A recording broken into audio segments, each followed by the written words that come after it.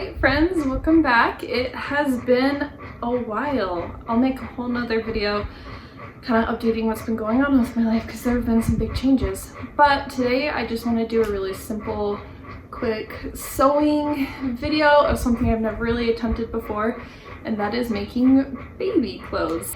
So yeah, if you're interested in kind of seeing me draft my own pattern and create things based off of just onesies that I have laying around, go ahead and keep watching.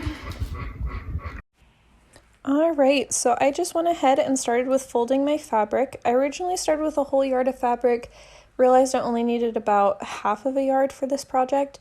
So what I did is I started with laying out two onesies that I was using. The one underneath is just a onesie that I had that I liked the width of, that I was kind of going for the sleep sack, because the other one stretches, but when it's laying flat, it's not the same sizing. So I went ahead and just laid the two together because I was going to use both for different things.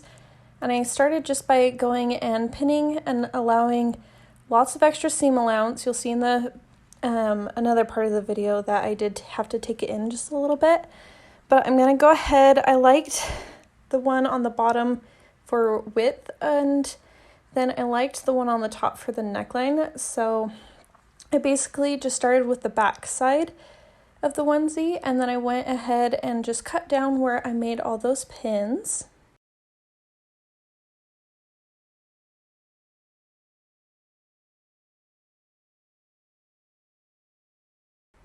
Okay, and then here I just folded over the fabric again. I'm going to do the front of the onesie.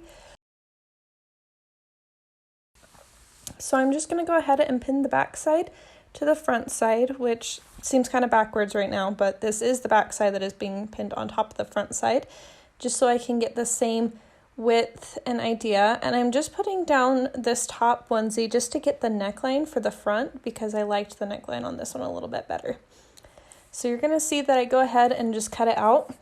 And then for the neckline, it is a little bit different. I did kind of trim it to be more of a round neckline instead of the triangle like you're going to see here.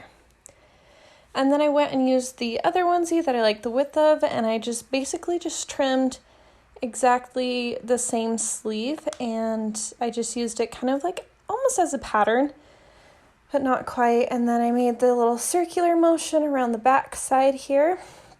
And then I went ahead, used the same fabric, and then wrong sides facing each other, just so that I could get the underside, because the front and the back of the sleeve is going to be the same shape.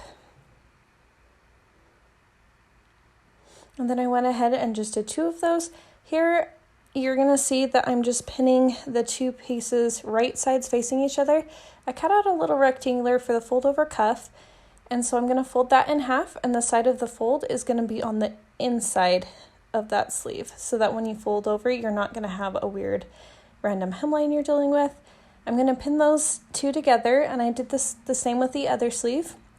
And then you're just going to sew down the sides of the sleeve. So yeah, you can kind of see the overall shape of what it's going to look like. Okay, and then here I'm going to just go ahead and pin the front and the back of the sleeper together, the correct sides facing each other, so I can get that hemline on the inside of the sleeper. Here you can see where I had to take off a little extra space, but I just went ahead and pinned those two together, and here we are, just gonna sew all those pieces together. And I did use an interlocker for this just because it helps keep the seams together.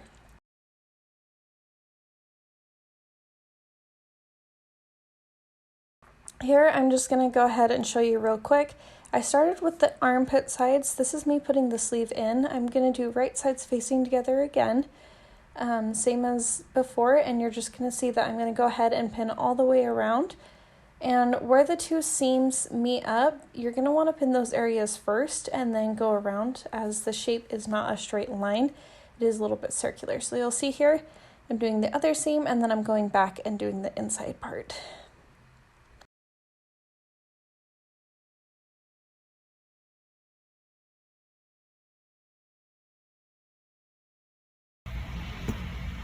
I'm going to start right here, because this is going to go on the underside here. So I don't want it to fray, but I want it to be hidden. So it's gonna be a little bit too hard to explain while I'm sewing it, so I'm just gonna kind of show you what we're gonna do.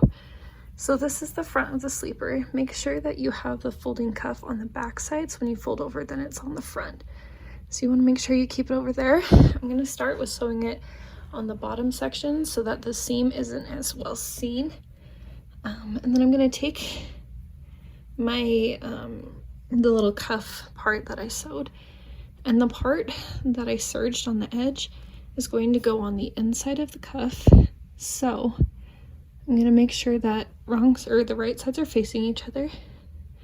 We'll line it up, and the initial stitch is gonna go along this side, and then when I fold it over, it'll be kind of like this, and then I'm gonna put the serged side on the inside, if that kind of makes sense. So I'm gonna sew that, and then I'll show you after it's finished. Okay, here I am. If you've watched any of my videos, you know I love my buttons. I have a big box of just a bunch, so these aren't all matching buttons, but they're as close as I could get. So I just used buttons and I hand sewed those on. So I'll show you just kind of me hand sewing the top button. Go ahead and do the same thing with all three of the buttons. Just make sure they're equally spaced. How I did that is I started with the top, then I did the bottom button, and then the middle button. And that's it. Here's the reveal.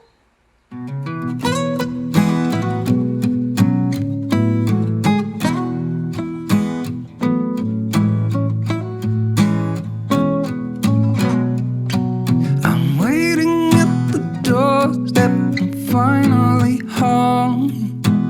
I've been gone for too long. Standing here a while just to take it all in. Radio's playing our song, and then you stood there smiling at me as so many times before.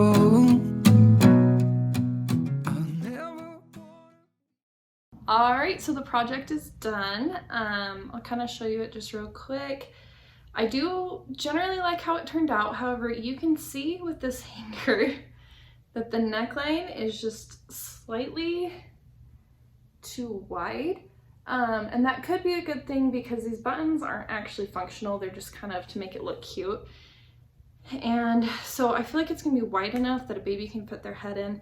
I do love the fold over mittens so that baby won't be scratching his face at night.